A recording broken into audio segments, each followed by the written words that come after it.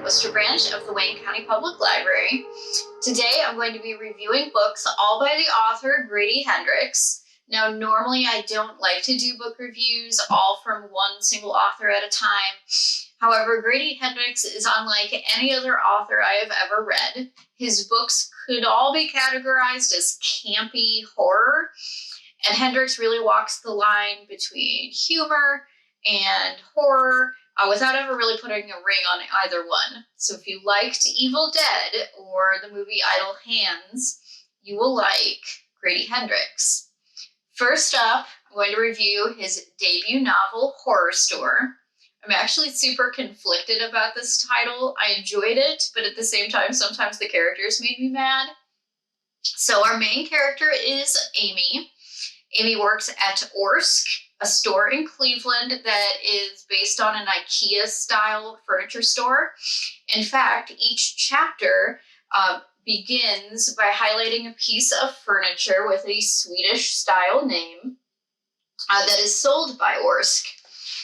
Throughout the store, there are Orsk manuals about how to behave and Orsk posters with sayings like, "The hard work at Orsk is free, and Orsk is a family." Now, Amy is desperate for hours because her rent is due, so she agrees when her boss, Basil, asks her to stay overnight with him and another employee named Ruth Ann. And they're going to do that because they need to investigate some weird things that seem to be happening after the store closes. So over the past couple of weeks, the opening crew has found broken furniture, graffiti, one time a couch covered in poo. And so they're going to see if they can catch someone in the act. Now, Basil, by the way, her boss, is obsessed with Orsk culture. He sees himself on a trajectory to an even higher leadership position. And he has set up schedules for Ruth Ann, Amy, and himself to conduct sweeps through the store every hour. During one of these early sweeps, they find two other employees, Trinity and Matt, who have also decided to spend the night at the store because they think the store might be haunted. And they want to record maybe capturing some ghosts because they're hoping to launch their own ghost hunting show that they want to be picked up by Bravo. Now, at the same time, they also come across Carl. Carl is a homeless man, and he admits that every evening he hides in one of the cabinets or a wardrobe so he can spend the night on one of the beds. You know, it's a warm place, and this book takes place in the late fall. So, we all know how cold Cleveland winters can be. Now, after they find Carl, Amy calls the police, and then Basil goes outside to wait for them. While Basil is outside, Trinity suggests that they hold a seance so they can, get some of that footage for their potential TV show. Now, Matt and Trinity have done their homework. They learned that before Orsk or any other store was on this plot of land, that there was an asylum. The asylum, which was during the 1800s, was shut down because the warden, his name is Warden Worth, was found to be sadistic and torturing those in his care. He was literally working them to death, and he believed that work would cure them of any mental illness they have. Now, during the seance, Trinity calls forth the spirits, and it's actually the spirit of Warden Worth who comes and possesses Carl. And Warden Worth in Carl's body then calls forth his army of ghosts, which he calls his penitents. And he sees that there are those who are not under his care, and those are the employees of Orsk that are there at night. So he needs to capture them and cure them of their mental illness through hard labor as well. And it does make me kind of chuckle because as the book progresses, the furniture that's being highlighted is more and more sinister. So this is a treadmill that has spikes on it and so on. So that was something that was a little amusing. Anyway, Once Warden Worth gets out and those penitent ghosts arrive, things do not go so well for the employees. But remember, Orsk is a family, and family does not leave anyone behind. So as things descend into chaos and become more and more sinister, so do those furniture advertisements. And in the end, Horrorstör pokes fun at retail, all while delivering real horror scenes.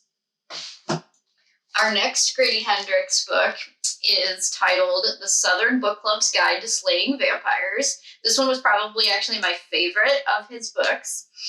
And look at this fabulous cover. So we've got some peaches with vampire puncture wounds. So this is about 5 Southern housewives. At least that's what their moron husbands think of them.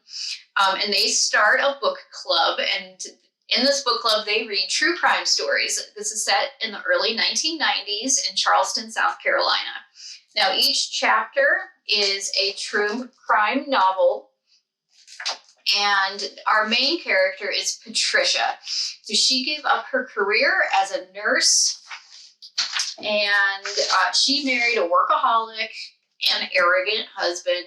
She has teenagers who are disrespectful like teenagers. And her mother-in-law has also recently moved in and seems to be here to stay. So her mother-in-law suffers from dementia, and her care has primarily fallen, of course, to Patricia, as well as the caretaker that they hired named Mrs. Green. And as you might guess, Patricia is a little down about what her life has become, and her book club is one of the things that really brightens her day. So one week, her elderly neighbor attacks Patricia and tries to bite her ear. So that was really weird. Patricia learns that the neighbor passed away after the incident, and so the neighbor's nephew, this elderly woman's nephew, has come to stay at the house and sort out this neighbor's affairs. And so Patricia makes a casserole, as one does, and takes it over where she meets the handsome nephew, James. And she finds herself becoming attracted to him the more time she spends with him, even though her mother-in-law screams a lot anytime James visits Patricia's house, like in terror. Now, Patricia invites James to join the book club, and she starts also helping him run errands around town because he seems to not like being out in the sun too long. However, local kids start going missing or actually committing self-harm at pretty alarming rates. And Patricia, she begins to get suspicious about this charming new neighbor, friend, crush, and his possible involvement in these kids' deaths. Of course, her husband and her friends all think she's crazy when she shares these ideas and theories. That is until the book club's children are in danger. And now the group decides they need to take on James, who may or may not be human. All right. Our third and final Grady Hendrix book that we have here is My Best Friend's Exorcism. So this is the cover of the hardback edition, which is what we have here, at least at the Worcester branch. But I had to print out the cover from the paperback because it's utterly 1980s horror camp. Now, on our hardback edition, the front and back are actually designed to be like a yearbook page, and it's actually really fun to kind of read some of the yearbook comments that our main character's friends left.